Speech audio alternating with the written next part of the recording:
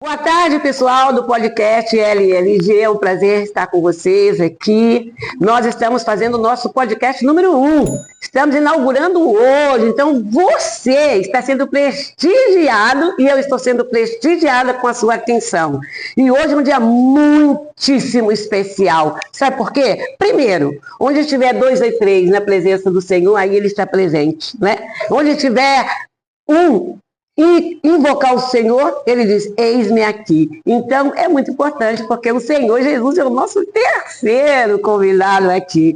Gente, nós estamos aqui com a pastora Denise Bessa, vamos ver aqui, né?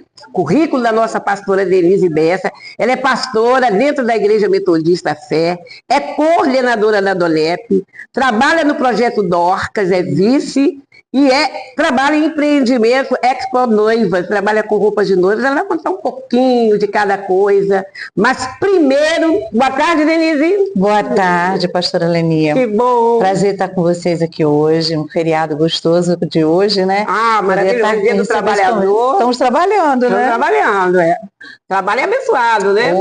Mas, pastora Denise, nós já nos conhecemos há bastante tempo, numa longa caminhada. Verdade. E hoje você tem esse ministério de ajuda, de auxiliar os pastores, isso é muito bonito. Mas eu gostaria de saber de você, e todo mundo está querendo saber, como foi que você foi liberta, porque parece que você teve um problema no passado. Tive. Como que foi esse encontro com Deus, essa libertação? Eu posso dizer que eu sou uma das ouvintes da rádio 93, que a pastora Leni tinha umas orações.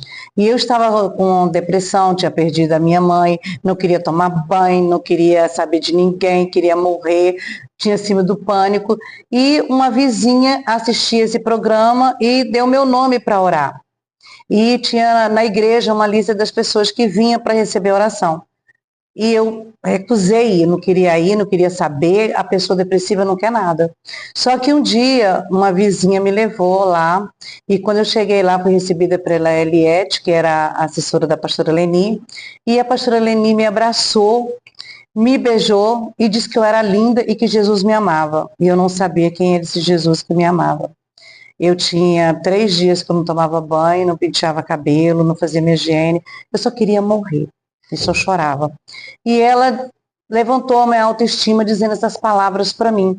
E aquilo eu fiquei pensando, como é que ela me ama se ela nem me conhece? E diz que Jesus me ama, que eu estava revoltada com Jesus, que tinha levado a minha mãe.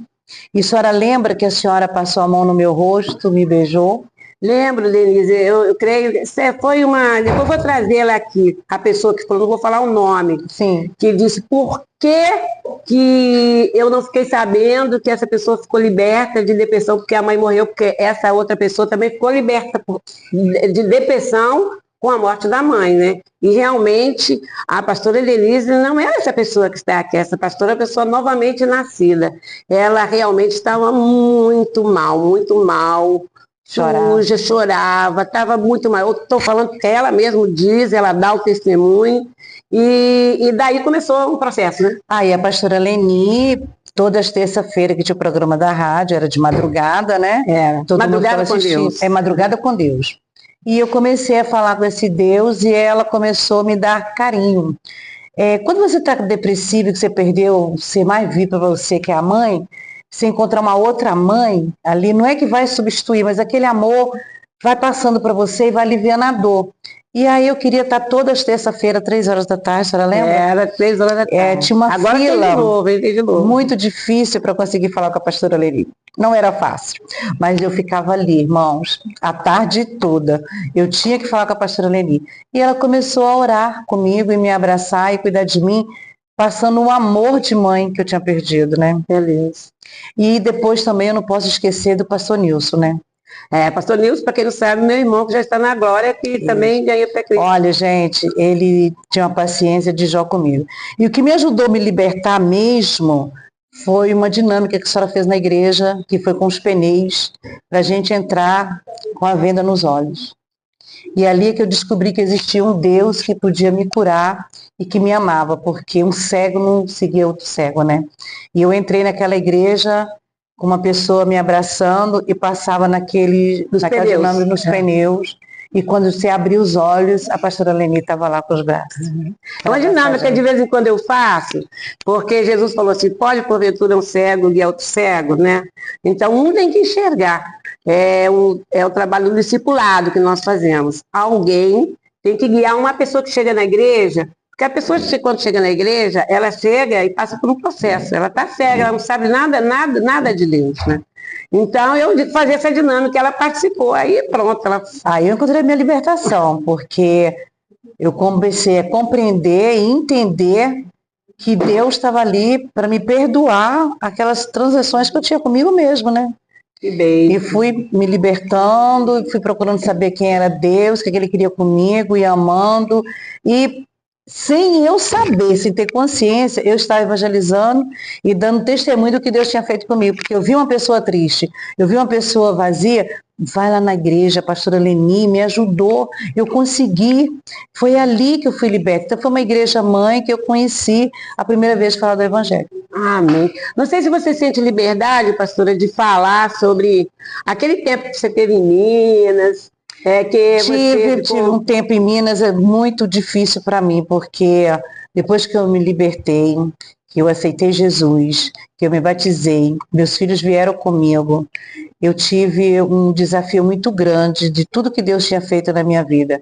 Eu tinha uma boa casa, empresa, trabalhava junto com meu marido, e um dia ele me botou contra a parede e disse, ou eu ou a igreja. Quer dizer que era ou ele ou Jesus, né?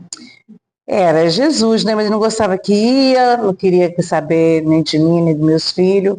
E no início de tudo aquilo, eu chorei, joelhei nos pés dele, disse que o amava, não podia ficar sem Jesus, porque eu sabia que Jesus tinha feito comigo. E ele foi bem sincero e bem objetivo. Não quero. E aí que você foi embora? Não, eu parei para pensar e falei com ele assim, então já que é assim, então você fica com tudo aí, que nada disso me preenche, e eu vou me embora e vou ficar com o meu Jesus. E ficando com esse meu Jesus, e servindo a Deus, não desistir de servir a Deus, e trabalhando para Jesus sem saber que eu era uma missionária, sem saber que eu estava evangelizando, eu fazia automaticamente as coisas do que Deus fez na minha vida. Ele voltou, me procurou, me pediu perdão, casei com ele na presença de Deus, né? E esse casamento aqui me fez ter um objetivo de hoje trabalhar com noivas, né? O Senhor mandou 62 vestidos para mim.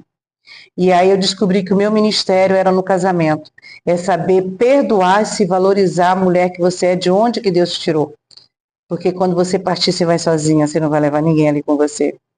E eu tenho o objetivo de encontrar com Deus, sim, mas fazendo tudo do que Ele tem aqui para fazer. E esses vestidos vieram para mim entrar nos ministérios e realizar sonhos de mulheres que têm vontade de casar e não tem um vestido por ser caro ou por não ter tido a oportunidade. Eu casei no civil e não tive a bênção do pastor porque é tudo muito difícil. Aí se a sua pastora, ela é uma juíza de paz, ela pode abençoar o seu casamento.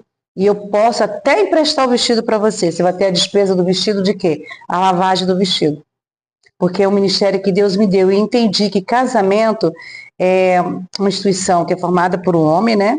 Você tem que casar no civil, mas tem a bênção de Deus. E quando Deus o abençoa, ele é o projeto de Deus, é a família. Que maravilha. A pastora Helenise, Deus deu esse vestido para ela, é incrível, né? Mas é um vestido que custa caro mesmo. Então, nós fizemos um trabalho, né, pastora? Ela falou comigo, então nós fizemos uma parceria e nós fizemos a peça das 10 virgens na igreja. Vestida de noiva. E fizemos 3 ou 4 casamentos naquele dia na igreja, de pessoas que eram casadas só do civil, queria casar na igreja. Desfilaram a roupa, fizeram a peça e ainda se casaram de verdade. Fizemos o casamento dessas pessoas. Então, eu acredito que esses vestidos de noiva são evangelizadores. Eu creio. É para a glória de Deus e que Deus possa te dar sempre assim, pessoas que se agregam, porque ninguém faz nada sozinho, viu? Ninguém. Para fazer a obra de Deus e qualquer coisa, você não pode estar sozinho.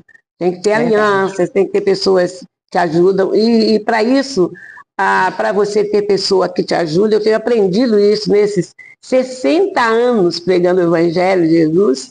Eu tenho aprendido uma coisa muito, muito importante. Para você fazer a obra de Deus ou qualquer coisa, você precisa ser tolerante em primeiro lugar, né? Tolerante, resiliente, né? A pessoa soberba, ela chega no meio do caminho e não volta. Consegue. Não consegue. Então ela tem que recomeçar, né? Recomeçar. Quando chega naquele ponto, fala, não aguento mais, não tolero mais, para de novo.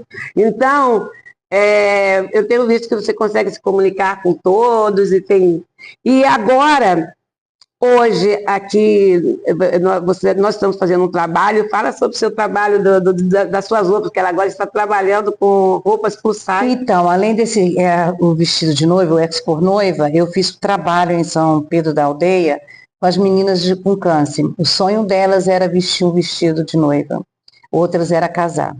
E eu fui lá realizar esses sonhos para essas meninas.